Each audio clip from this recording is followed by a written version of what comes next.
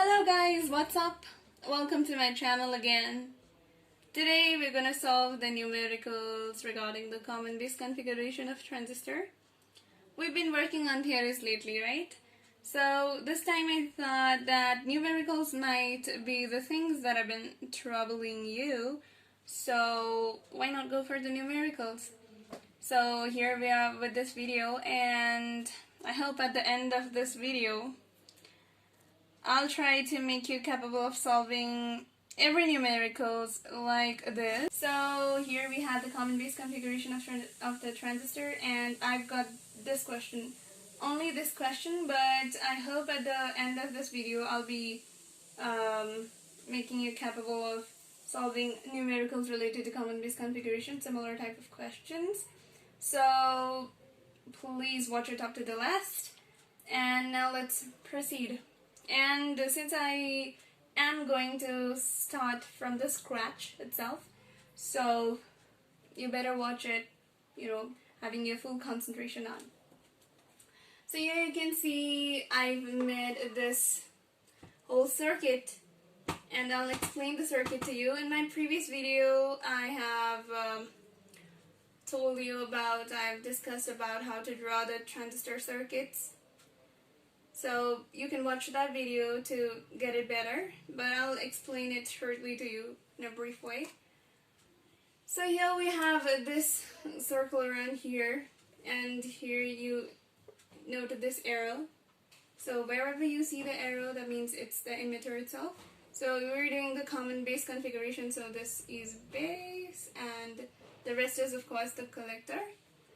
So except then that this loop, you can see this is separated by this base terminal. This circuit has been made into two loops, all because of this base terminal. And you can see that this is the emitter side and this is the collector side, and as I've mentioned earlier, this tends to be the input side and this tends to be the output side. And here you can see this is the emitter side, so the resistor we have here is named as RE, and this is the collector side, so the resistor is named as RC. And there are two external voltages over here, so those are the external voltages which are supplied to the circuit. So they are named as VEE and VCC because this is the emitter side, so it is VE, and this is the collector side, so this is VCC. So let me tell you one more thing, and that is, this is the only voltage source that is provided. All other voltage sources or all other voltages will be consumed while we're doing the numericals. So here you can see this part, this arc. So this arc consumes the voltage, and it can be written as VBE, because you can see the base here and emitter here. This is VBE. And this part can be written as VBC or VCB. You can write VCB. And this is VCE.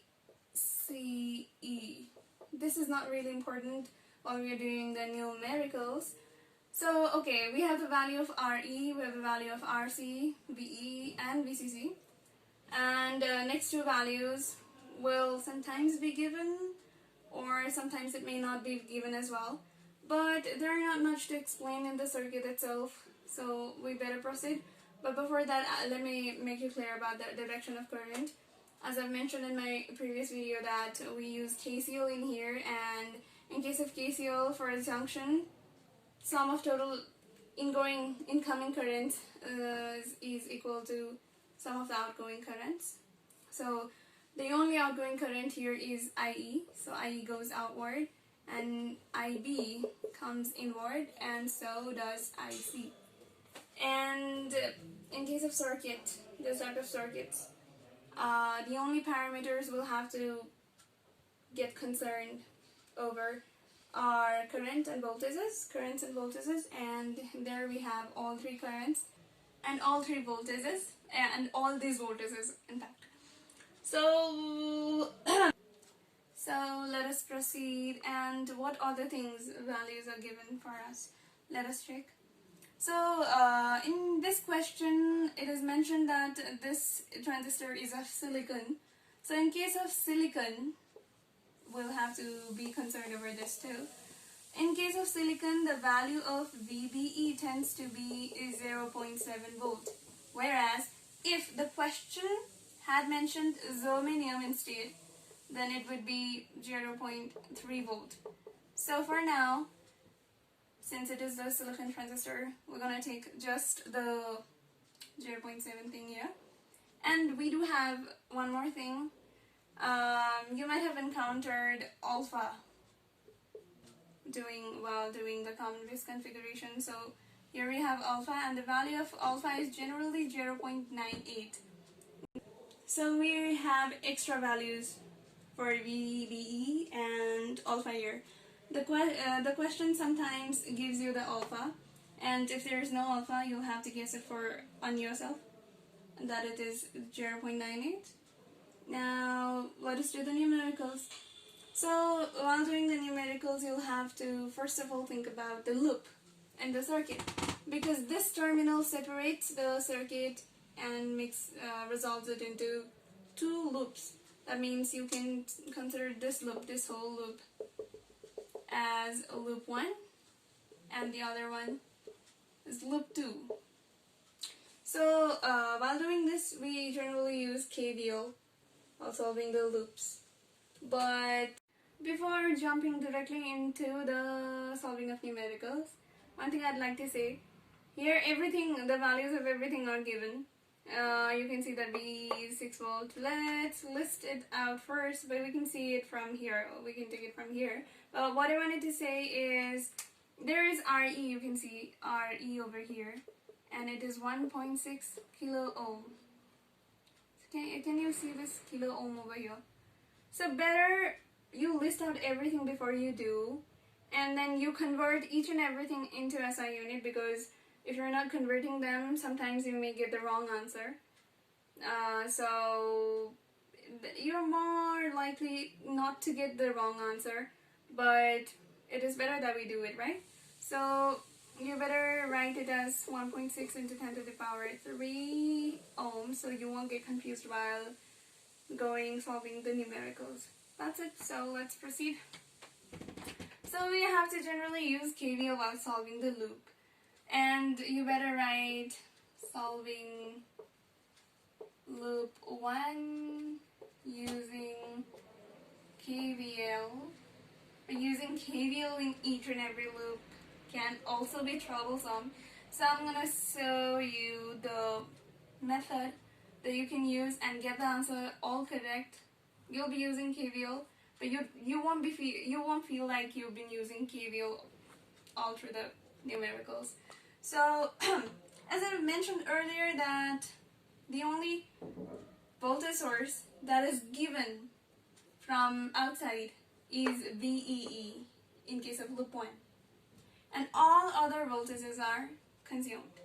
So I would better write equals to at first, and at the left side I'm gonna be writing the voltage source that is provided by us. That means it's VEE. Now let's talk about the voltage sources that gets consumed. So one of those is gonna be VBE in case of loop 1. So another is gonna be consumed by this whole resistor thing. So it will be VE. So there is no other name of VE, so we better write it as VEE itself. And there is no other name of VBE as well, so we'll write this. But in case of VE, we can write IE into RE, right? Because we know that V equals to IR. I'm just using this formula over here. So we better write the values, and we've been given that VE is 6 volt.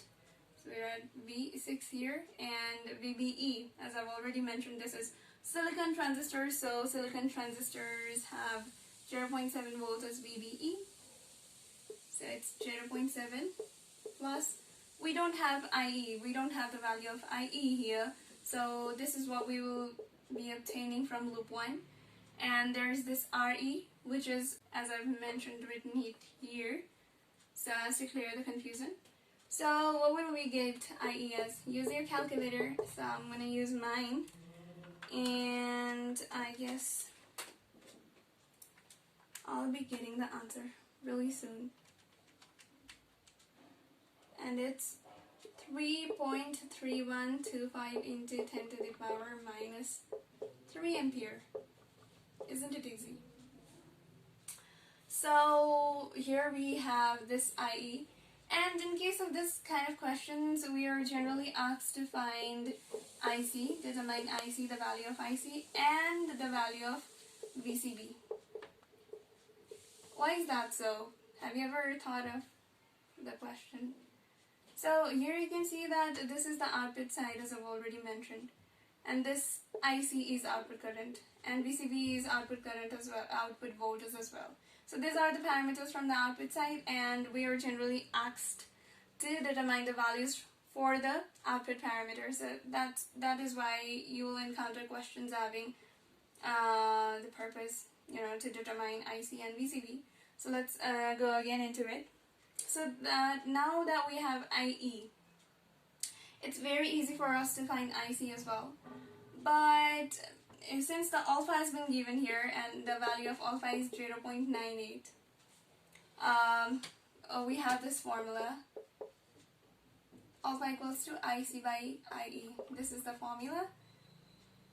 And we put the value now, and we don't have IC here, and we have IE here. So we're going to put this 3.125 into 10 to the power minus 3 here, and we're going to get the value of IC in an instance.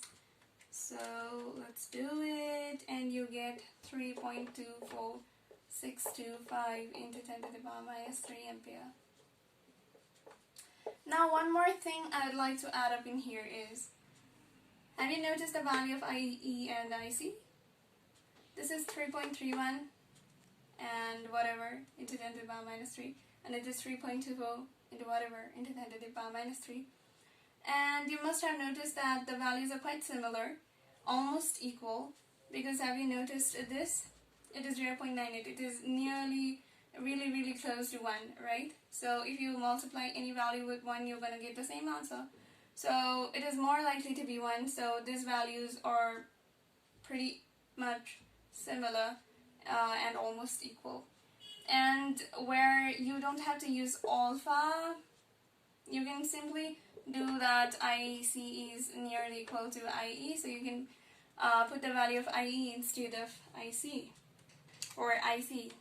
So here we have everything. So I rubbed everything else to create a workspace, and here we have IC. So one of those which question asked us to determine has been determined. So now let's move for VCB. For that we need to solve the next loop. So we again have to solve it using KVL. So here equals to again, and the only voltage source that has been providing the voltage is VCC. So I'll write VCC over here, and then the voltage source that gets consumed are VCB or VBC plus this, that is VC. Or we have the value of VCC, so it's 16, and VCB that we'll have to find out, plus VC, that means IC into RC.